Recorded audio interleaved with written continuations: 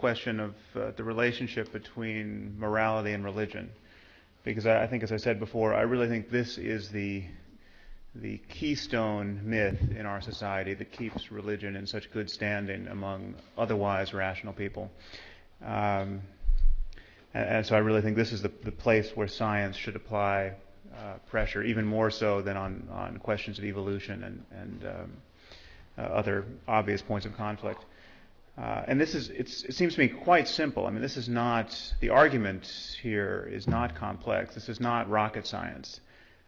But paradoxically, it's both easier than rocket science and harder. It's easier because there's nothing complicated, really, that needs to be understood to run the argument that we don't get our morality out of religion. But it is harder than rocket science, apparently, because you can rather often find rocket scientists who don't see that we don't get our morality out of religion.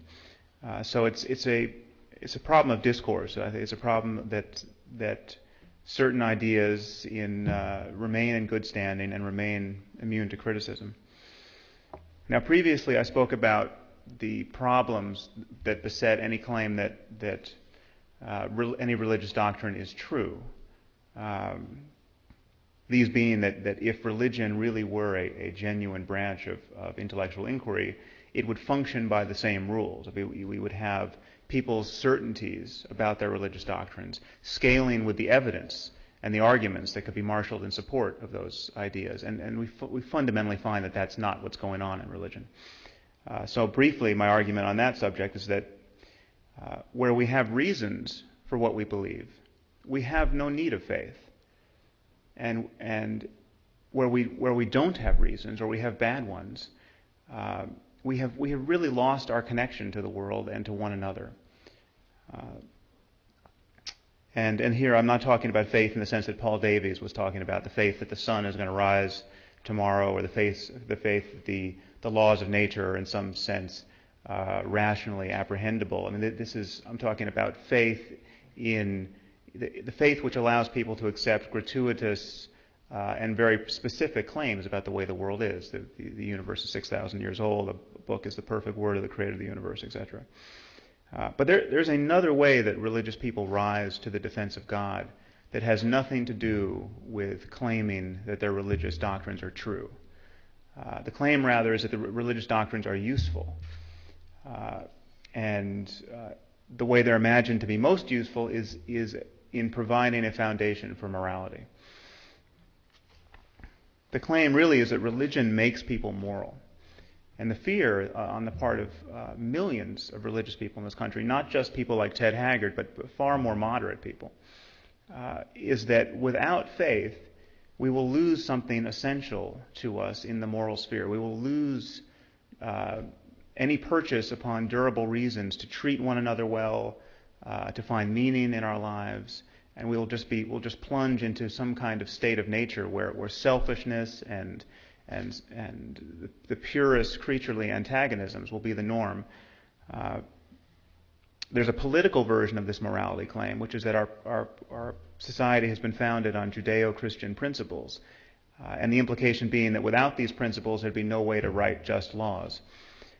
So this is ubiquitous, as you all know. The first thing to point out is that it should be rather obvious to everyone that we can find reasons to treat other human beings well, to help them in times of suffering, that don't require that we believe anything preposterous about the nature of the universe. We don't have to believe that Jesus was born of a virgin to help people.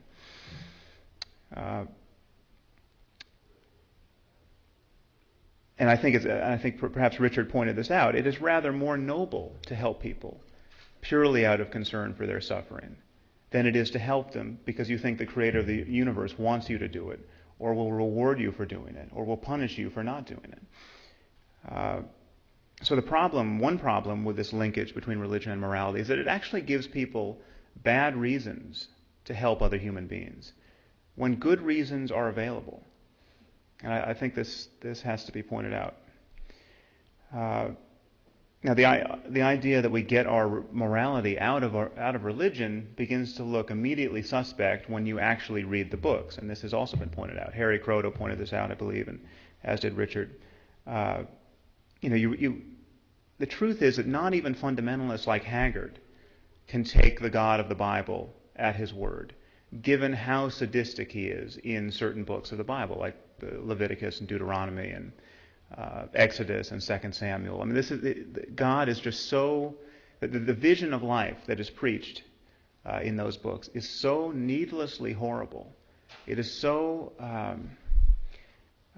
hostile to creating a sustainable society where basic human happiness is even possible, that if you're going to draw your to-do list out of a book like Leviticus, you're going to make Mullah Omar of the Taliban look like Franklin Delano Roosevelt. I mean, this is not a vision of life that even our fundamentalists subscribe to. So even our fundamentalists have effectively edited the Bible by their neglect of many of its passages. And how do we do this? Well, we edit the Bible we cherry pick it based on our own ethical intuitions and a larger conversation about ethics and human happiness that has developed in the last 2,000 years. I believe Pat Churchland also pointed this out. So when we go to the Bible and we see that a moral precept like the Golden Rule is a brilliant distillation of some of our ethical impulses, we do that on the basis of our own intuitions and this larger conversation, and then we reject the barbarism. And this is so our own ethical wisdom is the guarantor of the wisdom we find in the Bible. And this also, I think, has to be pointed out to religious people.